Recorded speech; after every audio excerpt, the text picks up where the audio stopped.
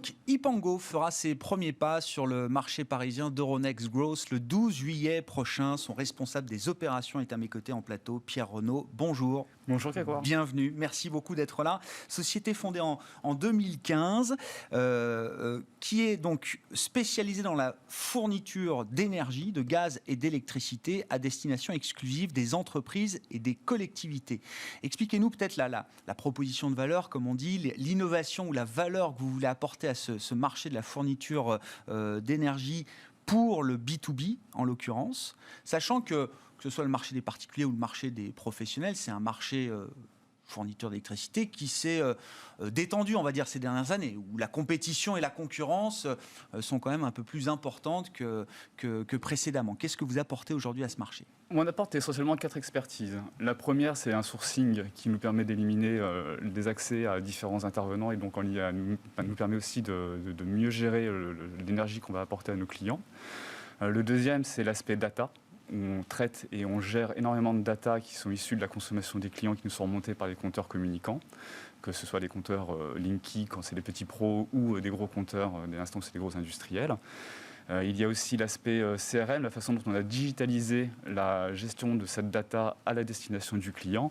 Et enfin, le dernier pilier, c'est toute la partie Smart Grid qui consiste à implanter des solutions de production permettant l'autoconsommation in situ de l'énergie sur site. Grâce aux techniques de stockage d'énergie actuelles. Exactement. Pierre. Et ça, c'est une vraie défaillance de ce marché aujourd'hui et du marché des entreprises et des collectivités que vous vous adressez ? Défaillant, je ne sais pas, mais en tout cas, ça commence à devenir un besoin que les clients nous remontent et sur lesquels on essaie d'adresser. Et puis aussi, on essaie d'être un peu innovant sur la façon, enfin, un peu.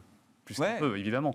Mais on essaie d'apporter l'innovation sur la façon dont on va gérer cette consommation pour limiter le soutirage du réseau de production pour maximiser l'autoconsommation chez le client avec le stockage du photovoltaïque à travers des batteries et le délestage de la batterie quand le photovoltaïque ne peut pas fonctionner ou quand la consommation devient trop importante au niveau du site ou quand l'énergie coûte beaucoup trop cher à fournir et qu'on veut, je dirais pas effacer une partie de cette consommation, mais en tout cas la remplacer par de la batterie dont on connaît le coût. Concrètement, comment ça marche ? Et ça marche parce que vous revendiquez déjà 500 clients actifs depuis la création en 2015. Alors, vous êtes société en hyper-croissance, évidemment, avec un chiffre d'affaires, j'ai vu 13,5 millions fin 2020, donc on est sur des progressions de 100-150%. Vous allez encore doubler votre chiffre d'affaires peut-être au cours de cette année, voire plus.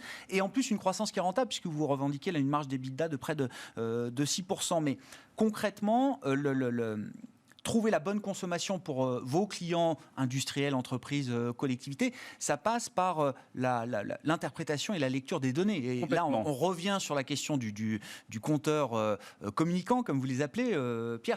Vous arrivez à avoir une connaissance très fine, beaucoup plus fine peut-être même que vos concurrents, de la manière dont votre client, entreprise, industrielle, collectivité, fonctionne et quels sont ses besoins. Alors, plus fine que mes concurrents, je ne sais pas. Je ne vais pas les préjuger. Je pense qu'ils ont la même data que nous, parce que c'est une data qui est fournie par le gestionnaire de réseau type Enedis, qui couvre 95% de la France. Donc, on va récupérer cette data issue de la consommation. On va l'analyser, on va regarder les moments les plus consommateurs du client versus les moments où il consomme le moins.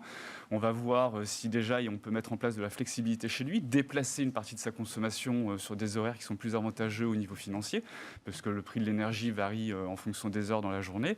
Et ensuite, l'introduction de toute la partie Smart Energy, c'est poser du panneau photovoltaïque chez le client et s'arranger pour que cette production soit consommée localement par le client, qu'elle ne sorte pas du bâtiment, qu'elle n'aille pas traverser le réseau Enedis.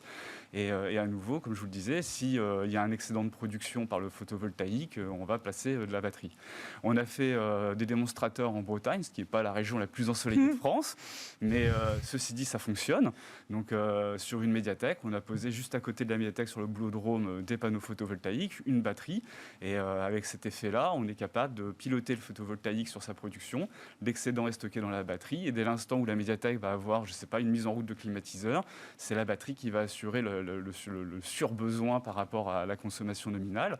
Et c'est comme ça qu'on réduit la facture du client. Pour une médiathèque, c'est important évidemment, mais pour des clients industriels, par exemple, c'est des solutions qui les intéressent également, ces solutions de stockage, d'autoconsommation, ou est-ce qu'il y a trop d'enjeux justement en termes de fonctionnement des opérations pour une usine, pour un industriel, que ces solutions ne sont pas encore plébiscitées? Ça dépend beaucoup de ce qu'on veut effacer au niveau de la consommation du client. On a un siège social d'office public HLM parisien pour lequel on est en train de poser du photovoltaïque. Alors déjà, il y a eu un gros travail de pédagogie à fournir au niveau du client pour lui dire l'intérêt. Ensuite, il a fallu lui justifier le dimensionnement. C'est pour effacer le data center, qui est une consommation relativement linéaire dans le temps. Elle ne variera pas. Et à partir de là, c'est dimensionner le photovoltaïque, dimensionner la batterie, le poser et regarder, je ne dirais pas la magie opérée, mais en tout cas l'effet soleil. Comment vous mesurez le gain financier, pour le coup, que vous pouvez apporter à vos clients? Je ne sais pas, est-ce qu'il y a un chiffre ou une proportion qui permet de mesurer ce qu'un client Hypango gagne par rapport au fait d'être chez vous plutôt que chez un de vos concurrents? Tout dépendra de la taille du photovoltaïque qui a été positionné chez le client. Ouais. Si on cherche à effacer 10% de sa consommation, on va donc mécaniquement faire baisser d'une part la fourniture d'énergie, on va faire baisser aussi la partie acheminement et la partie taxe de la facture du client. Donc ça peut être un gain non négligeable. Pour reprendre l'exemple de la médiathèque, c'est une facture divisée par 3. Ah ouais. Donc on passe... non, mais c'est substantiel. C'est substantiel. C'est pas rien. C'est le chiffre qui part. Sur d'autres sites, ça peut être l'ordre de 7 à 10%. C'est pas énorme, mais c'est quand même 7 à 10% de baisse.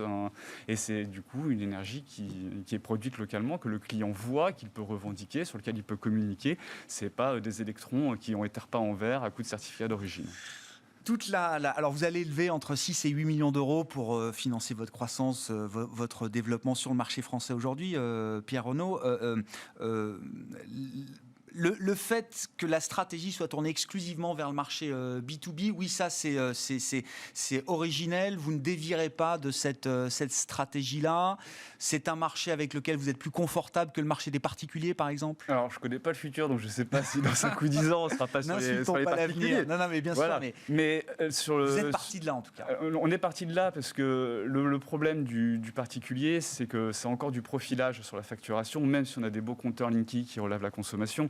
Si demain, vous arrêtez de consommer entre 19h et 21h, ça ne se verra pas sur votre facture. Donc, l'industriel, lui, ça se voit.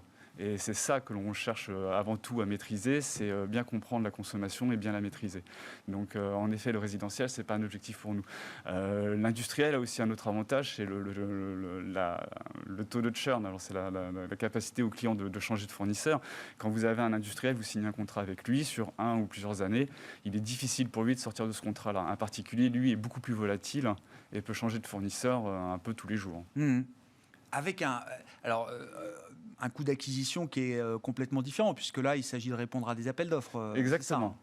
C'est 75% de nos clients sont issus d'appels d'offres publics ou parapublics.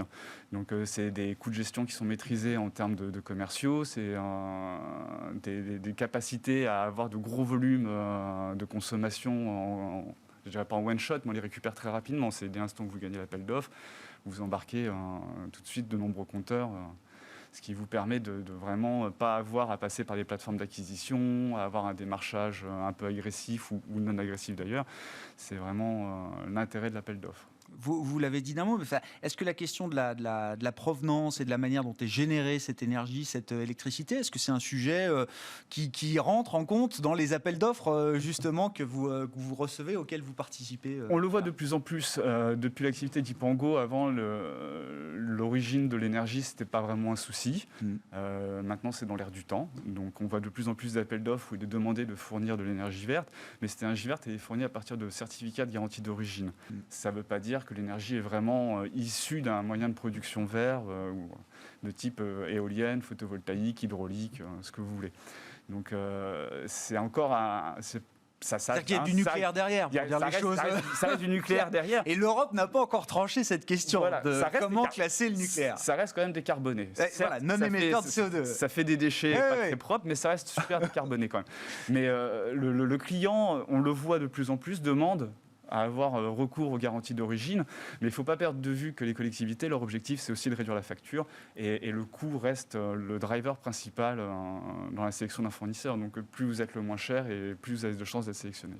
Merci beaucoup Pierre d'être venu nous parler d'Ipango, donc Merci une des nombreuses introductions en bourse. On fera le compte à la fin de cette année effectivement, mais ce sera une année record sans doute en matière d'introduction en bourse et d'ailleurs sans doute une année au cours de laquelle on aura eu plus d'introductions en bourse que de retraite cote. C'est important, ça permet de renouveler, de nourrir la cote parisienne en l'occurrence et Ipango qui fera ses premiers pas, je le rappelle, sur le marché d'Euronext Growth le 12 juillet prochain. Pierre Renaud qui était à mes côtés, le responsable des opérations d'Ipango, invité de Smart Bourse à la mi-journée sur Bismart.